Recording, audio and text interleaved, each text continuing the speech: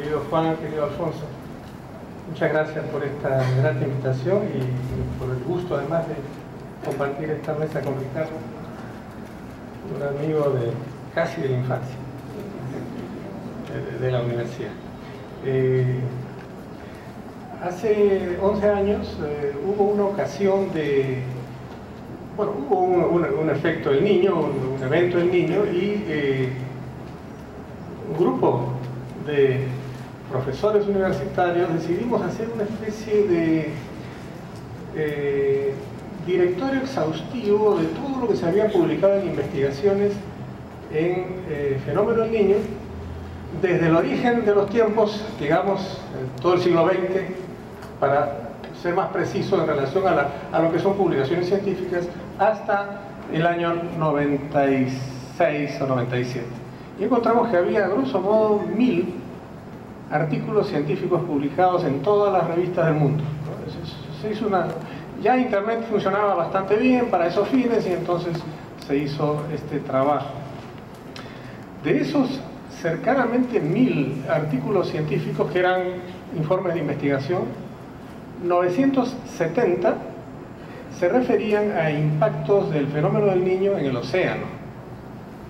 Un impacto que nos interesa bastante, pero nos interesa sin duda más cuál es el impacto en tierra, ¿no? Y de estos solo habían 30, y los 30 estaban hechos por investigadores peruanos, lo cual indica que en general, por lo menos hasta ese momento, los investigadores del mundo se interesaban más en los efectos globales del fenómeno del niño en el mar, ¿no? A través del cual, por convección, pues se conducen todos los efectos, se transmiten por convección, pero en tierra, donde están los impactos en la agricultura, en la salud, porque aumentan los vectores de enfermedades parasitarias, en la agricultura, en la infraestructura, en todo esto era fundamentalmente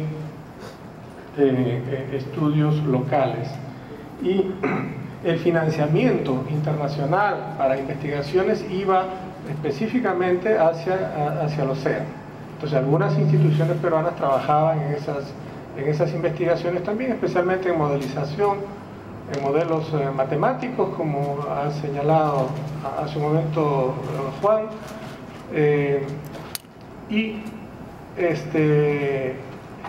Hablando sobre este tema, Miguel Holle, a quien seguramente conocen, un distinguido agrónomo peruano, dijo, bueno, es que en última instancia, cuando uno hace investigación, si bien la ciencia es universal, la última pregunta para ciencia local es peruana.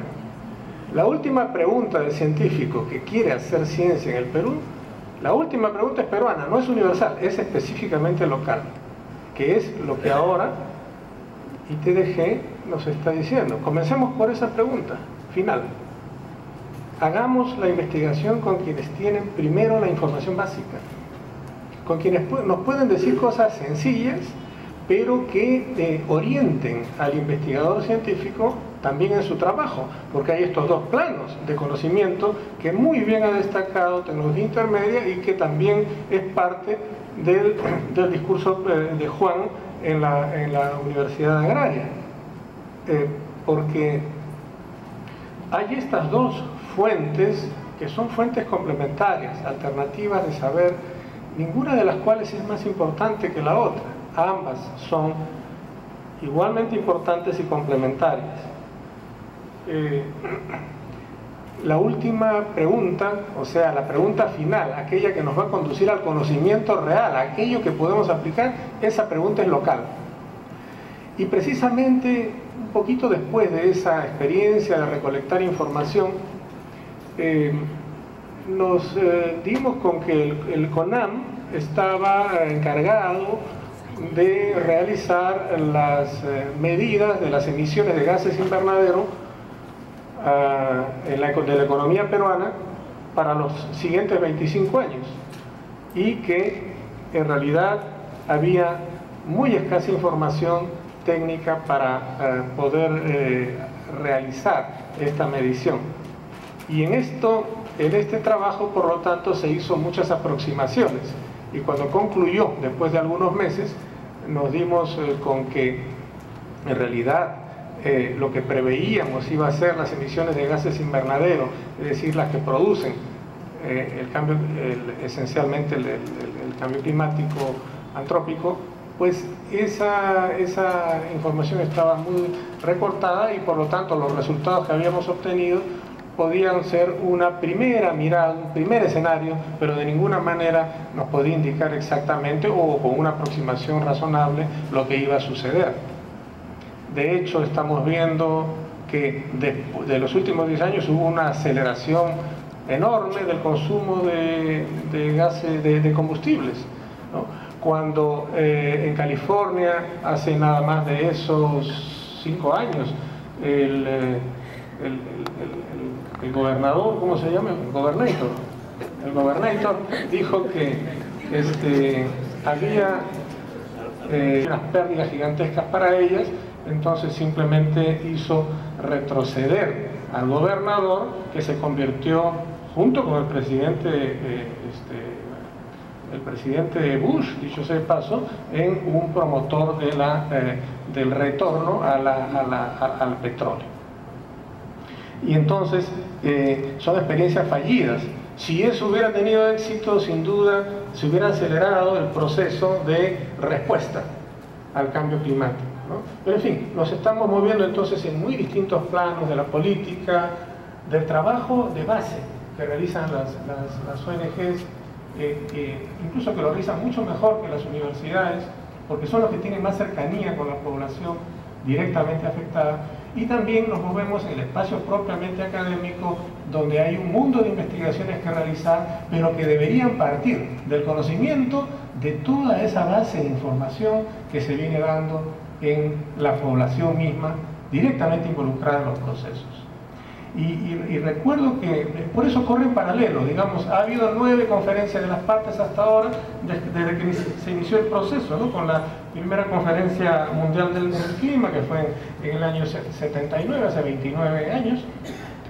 Después el IPCC, que se estableció hace 20 años, en el año 88, y naturalmente el protocolo de Kioto 10 años más tarde, me parece que ha sido el 97 el protocolo, y en el 2005 tengo entendido que entró en vigencia con las restricciones que conocemos de la corta o limitada participación de algunos países.